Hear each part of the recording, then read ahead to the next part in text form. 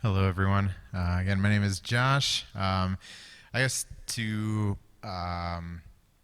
one thing is this isn't my first mission trip ever, but it was my first international trip. I had never been out of the country before, so this was my first opportunity. I first heard about it from my dad last fall, whenever that was, October, November, and he's known for a while that I've wanted to do an international trip, and so as soon as he called me up, I already was thinking, yes, let's go do it. So I was excited, and hadn't really, I guess, known too much about Honduras beforehand, but I'm glad I went. I really enjoyed it there, and I think the whole team did, and I'm just very thankful for the opportunity, and thankful for what God has done just through us and to us as well as a result of this trip. So first off, we had to get there. Our our trip started early in the hours of Tuesday, March 1st, and eventually we did get there with no real delays. We also had a nicer airport than the previous one, which has a very interesting landing strip, and so we were told by our missionary that this newer airport is much better. So there's just a shot of the front real quick, and as we packed up our bags into the large van that they have, and also a pickup, Ethan, the missionary there, he drove that, and then I think all the guys were in this vehicle, and then Ashley had their pickup that they also drove with two other young college boys from Honduras that also joined our team, which I'll get to in a little bit. But just getting up to the village was about a 2-hour trip, I believe. And though we don't have any pictures of that or video, it might be for the best because you might get motion sickness just watching it. There's about, I think for the first couple towns there was still paved roads, but then especially once you actually get to the mountainous part, it was all gravel roads up from there, and it was quite a journey. I enjoyed it, but it was still just quite a journey, just in general. But we slowly made our way up. Stopped to get some groceries too, real quick, and finally got to El Pinar.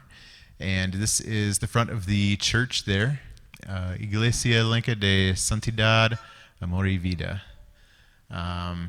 which I don't quite remember everything of how that's translated, but it's basically the Lenca Church of Holiness, right?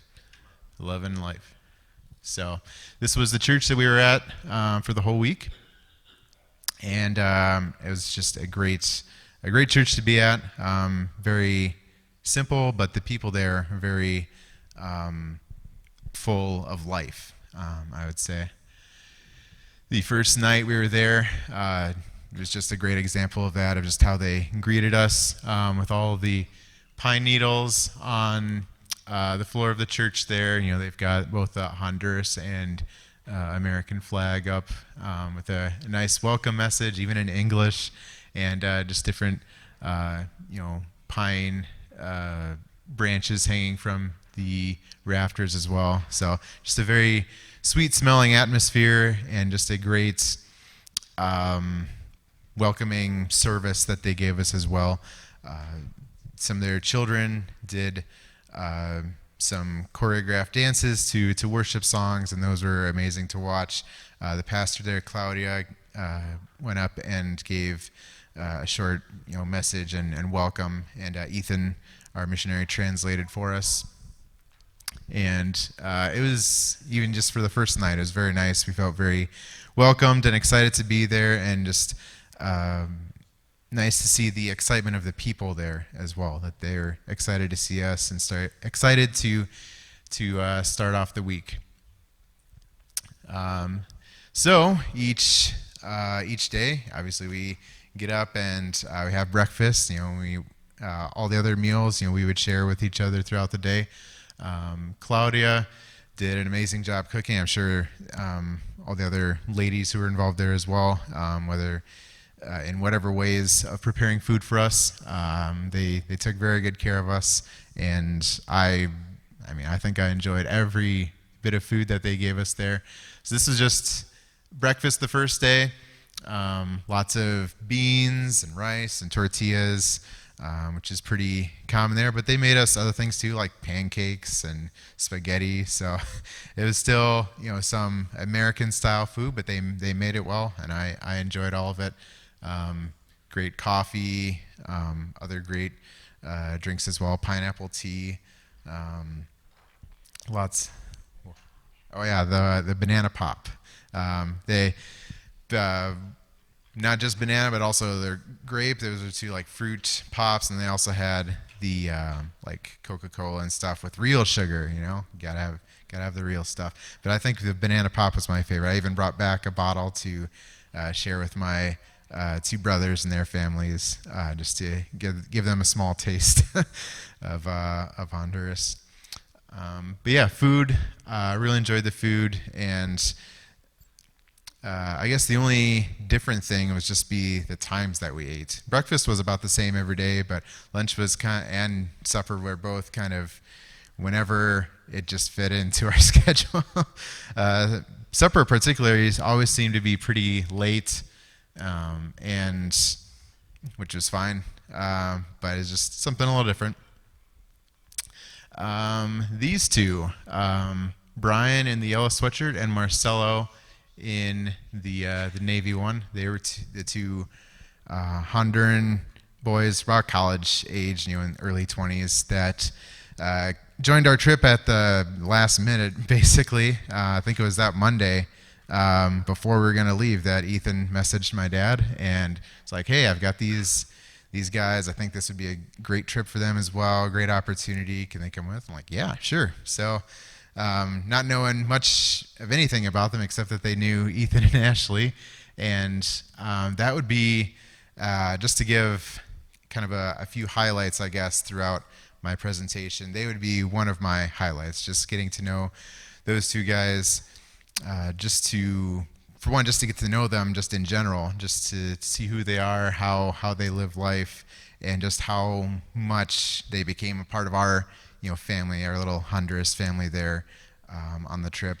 They pitched in and helped along with the work, but there's also lots of laughs and good times just shared with them, particularly them with Spencer for sure, but with the rest of us, they got to know all of us really well, and we got to know them, and tried to learn some Spanish from them. They're trying to learn some English from us, and I don't know how well that really worked, but we had a good time, and I yes, love them very much, and hope that they are able to continue in the different pursuits that they have. Like I mentioned, they're both college age, so Brian right now is in college and is pretty close to finishing, so hopefully he's able to do that.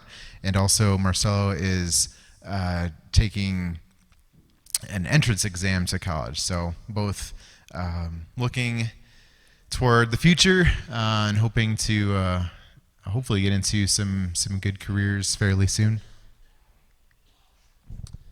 So the first day, we kind of got a little tour of all the buildings there, of everything, of the property. This was the cistern and pump behind the pastoral house, and which eventually Jim fixed, but I'm sure he will get into that more during his time. But just an example of things that they did have there. It's a very remote village, and so there's not quite all the amenities that we would expect, like in the U.S. But they do have electricity there. They do have the cistern and other things, but they also have outhouses, and they collect rainwater off of the building roofs. So definitely things that just for personal things, just gotta deal with that, but also just for the work projects, something a little different to try and figure out these kinds of problems. But this is just working our way around again real quick to other buildings on their property. So this is the kitchen slash Sunday school house. This is where they made some of the food that that we ate with very very simple ovens that you just feed in sticks from the side up there, but the food still tasted great to me, so it still works fine. This was the building at the very end, which will eventually become a storefront for them where they can sell hot food and also their jelly and other things that they can use to help fund the ministry there. And a cool thing about it was that they took up an offering amongst their own church and raised, I think, $600-700, something like that, to further finish this project. So that was cool just to see their excitement overflowing into their giving in order to just push forward on multiple projects. And so they already were working on that building as we were working on the other two, doing painting and plumbing. They were working on this building to eventually get it, barred windows, doors, and I think a fridge or a freezer eventually, and hopefully someday we'll get some pictures of what the finished end product looks like. It'd be cool to see. But more just to the work projects again real quick, and that's what we would mainly do in the morning after breakfast is done and before lunch. So we did a lot of painting on both the church here, which we painted green, darker green on the outside and lighter on the inside, and then also the kitchen house as well. We painted yellow, and this photo in particular is our paint roller extension, which is just duct taped to a long stick. So just another example of how you have to make do with what you have. This is more towards the plumbing side. And again, this is the first day. We were digging a trench for the pipes there. So you can see again, even the boys that came with us, who normally, I guess, I should clarify too, they live in the capital city, Tegucigalpa. So this is not their home area, but they were willing to work as well, digging the trench, painting, whatever the case. This was one of the men from the church, Elvin, and he helped too that first day with us, but also did more later on at the shop as well. And this is he would be my next big I guess point for me as just something that was very memorable was when he shared his testimony. I don't remember when exactly it was, but it was the first few days that we were there. Friday, I guess. Anyway, I just really liked and connected with his testimony of just how in the past he had been a big alcoholic, and which just in itself is just a bad thing, and ultimately, although I don't think I ever heard specifically what it meant, but he had lost his family through that. But ultimately, through God working in his life, God restored him, in his life. He restored his family to him, and ultimately, he's now one of the leaders of the church. A key part. His whole family is really, and was one of the families that was there the whole week, serving us in various ways. So I just really enjoyed his story. I got to try and talk to him a few times, just to introduce myself and have very simple conversation with him. But just a great guy. Even if we couldn't speak, you could just see from how he worked and just how hardworking he and his family was, and just how much he wanted to serve the Lord, and just the ways that he would pray for other people in the church who accepted Christ for the first time, or different things like that. You could tell just the change that God has made in his life. Yeah, just a couple more pictures. Just again from the first day, after digging the trench and laying pipes, and eventually we started working our way under the house too to fit pipes in there as well, and laying tile in the bathroom and various other things as part of the work projects, which again were in the morning. Then we would go to lunch, and then in the afternoons were primarily outreach to children in some of the nearby villages. It wasn't always outreach, but we did go to 4 villages in particular, if I can remember which ones. This one at the very top here was that first night. That first night that we were there. And is that El Bayar, I think? Bahia. Sorry, it's hard to read. But yeah, there's that village. A different village was, if I can find it, Santa Cruz. Just later on, I think a day later or 2 days later that we went there to Santa Cruz. The third one, I think, was Las Flores, right? And then the last one was we stayed in El Pinar and ministered to the children there. But each time that we were there, it was a great turnout of mostly children, but also some of their parents that came too. You can see just how many villages are in that area, and just how when you have an activity in one village, you usually get children from a few of the surrounding villages as well. So definitely had a lot who showed up, and I think it also helped too that we had vehicles that we brought, including a big 15-passenger van, so making traveling a bit easier, whereas normally they would probably do a lot of walking to some of these other villages.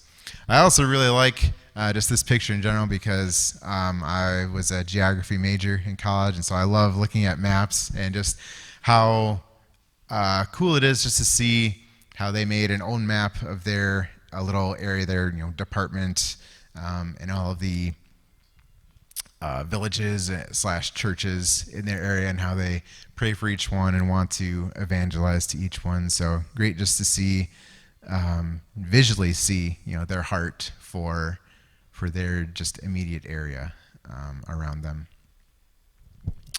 This was, again, just the first village we went to, which we didn't actually go down to the village. We stopped at the top of a hill, and eventually people came to us. But yeah, in here too, you can just see kind of the beautiful landscape of Honduras, of up in the mountainous region where we were at.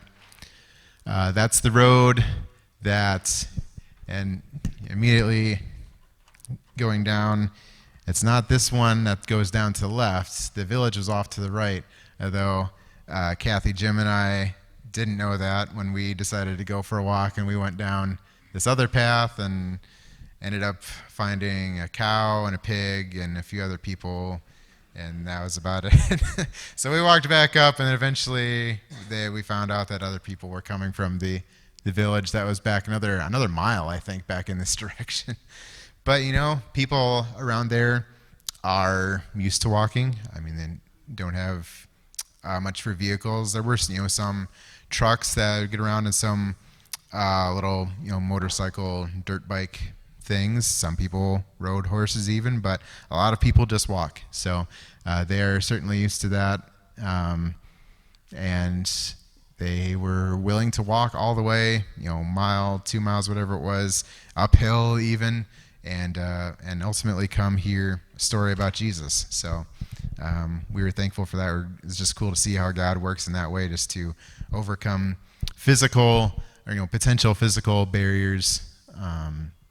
There we are on our little trek. But ultimately, we had both children and adults that showed up. We would start off just playing games with them, whether with balloons or paper airplanes or tag, especially more in other villages where we had more space and could move around a little bit more. But we'd start off just doing some fun games with the kids, and then once they're all tired out, then you can sit them down and for a Bible story. So Spencer did a good job of being in charge of all that, and told the story of the Good Shepherd and the lost sheep at each village that we went to. And ultimately, at the end of the story, he would then invite Pastor Claudia up, and she would invite children up to accept Christ if they had not done so yet. So just a great turnout each time, however many there were, whether it was a lot or a little. Just very, very cool just to see all the children that are there. Another big highlight for me, just to see the excitement and willingness of the children there. It was interesting just talking about, like, if you had a similar event in the U.S., how many children really show up. Maybe not nearly as many. A lot more would just want to stay home and do something there. But these children were excited to come, excited to have fun, I'm sure, but also excited just to hear about Jesus as well. So this was the children from El Pinar.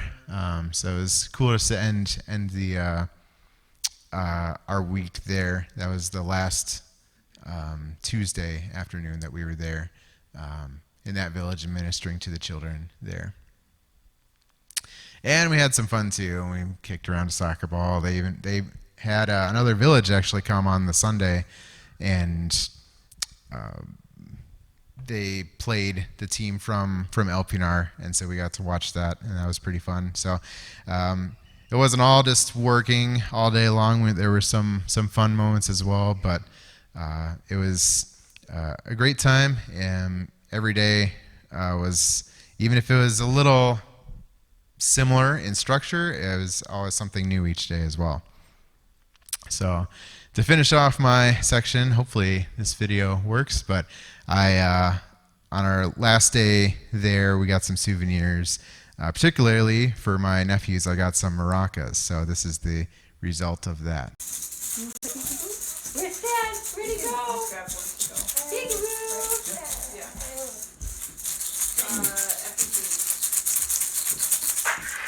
Yeah. Okay, sounds good. Love you. Yeah. The start of the myocardio. That was heart attack.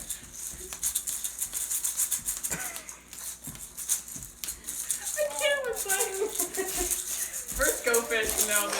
Like his go fish faces are just. These are gifts from Uncle Josh. We got some maracas from Honduras, among some other gifts, just before Nate's 27th birthday.